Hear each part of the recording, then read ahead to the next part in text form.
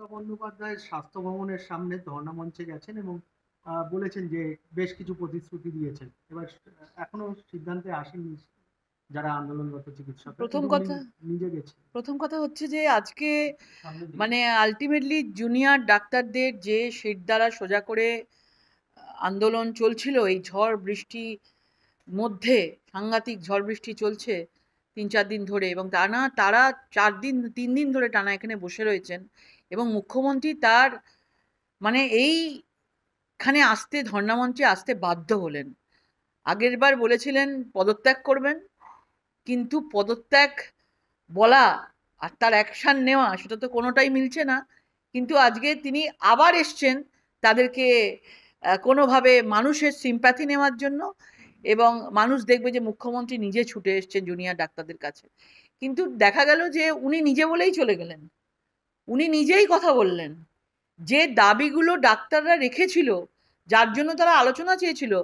আমরা তো লাইভ টেলিকাস্টই দেখছিলাম আমরা সবাই, এবং সেখানে একবারও উনি জিজ্ঞেস করেননি যে আপনারা কি বলতে চান। উনি একার বক্তব্য রেখে চলে গেলেন। তার মধ্যে কিছু কিছু জিনিস ছিল, যেমন স্বাস্থ্যের টেন্ডার নিয়ে উনি কথা বলেছেন। টেন্ডার নিয়ে কথা বলতে গিয়ে উনি মানে উনি বলছেন আমি এগুলো কিছুই জানি না, আমার কাছে একটাও আসে না। মানে আমরা তো জানি উনি স্বাস্থ্যেরও মন্ত্রী। তো এত বড় এত কিছু দুর্নীতি হয়েছে, স্বাস্থ্য দপ্তর থেকে অনুদান গেছে বিভিন্ন হসপিটালে, সরকারি হসপিটালে। সেই অনুদানগুলো কোথায় কোথায় গেছে, কি হয়েছে, এত বছর ধরে প্রায় এত বছর 200 কোটি টাকার সেই অর্গান র্যাকেট চলছে, সেই দুর্নীতি সম্বন্ধে একজন স্বাস্থ্যমন্ত্রী হয়ে তিনি কিছু জানেন না। দ্বিতীয় কথা, তিনি বলছেন যে আমরা এত আমি একা সরকার চালাইনি, এই প্রথম শুনছি। আগেরবার শুনেছিলাম 294টা বিধানসভার উনিই নাকি ক্যান্ডিডেট, আর কেউ না। তাহলে এখন বলছেন একা সরকার চলে না, তাহলে কাদের দিয়ে চলে? স্বাস্থ্যমন্ত্রী দিয়ে চলে, স্বরাষ্ট্রমন্ত্রী দিয়ে চলে, হোম মিনিস্ট্রি সব দিয়ে চলে। তো তাহলে তো তারও তো মন্ত্রী হচ্ছেন পুলিশ মন্ত্রী দিয়ে চলে, তারও তো মন্ত্রী মমতা বন্দ্যোপাধ্যায়। তো তিনি তো সবকিছুরই মন্ত্রী আছেন যেগুলো দিয়ে আসল সরকার চলে। তাহলে তার দায়টা তো তাকে নিতে হবেই। এবং তিনি তার কথার মধ্যে বারবার একটা কথা যেটা চলে আসছে, বারবার উনি বলার চেষ্টা করছেন, যেটা যে আপনারা কাজে ফিরুন এবং আপনাদের জন্য অনেকে মারা যাচ্ছে। এটা বারবার কেন বলছেন? তারা নিজেরা বলছেন 93,000 টোটাল ডক্টরের মধ্যে 7,000 সাড়ে 7,000-এর কাছাকাছি জুনিয়র ডক্টর রয়েছে।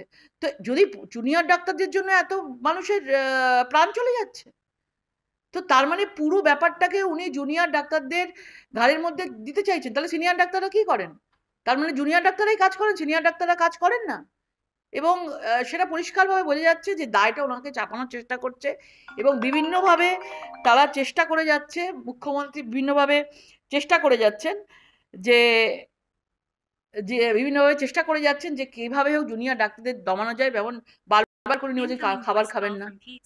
কেন? কিসের জন্য? সাধারণ মানুষ যাচ্ছে সেখানে। আরে দেখছি আমাদের অনেক বন্ধু বান্ধবরা যাচ্ছে, তারা খাবার নিয়ে যাচ্ছে, বিভিন্নভাবে যাচ্ছে, ডাইরেক্টলি ইনডাইরেক্টলি নানাভাবে আমরা সবাই সাহায্য করার চেষ্টা করছি। তো খাবার না খাওয়ার কথা বলছেন কেন? কোথায় একটা ভয় ধরানোর চেষ্টা করছেন। এবং এই রোগী কল্যাণ সমিতি ভেঙে দেওয়া হবে বলছেন। তো রোগী কল্যাণ সমিতির এতদিন ধরে যে এত দুর্নীতি হয়েছে সেগুলোর তদন্ত হবে না? পুরো সরকারি দপ্তরে বিধায়ক থেকে শুরু করে বিভিন্ন অ্যাডমিনিস্ট্রেশন বলুন, পুলিশ বলুন, অনেক ওখানকার তৃণমূলের সঙ্গে নানা রকম যুক্ত রয়েছে সব নেতা মনে করেন, ডাক্তার মনে করেন, কি মনে করেন, তারা যে ওইখান থেকে লুটছে পয়সা। তো সেখানে কোনো তদন্ত হবে না? উনি আজকে ভেঙে দিলাম মানে ভেঙে দিলাম? উনি মুখ্যমন্ত্রী হিসাবে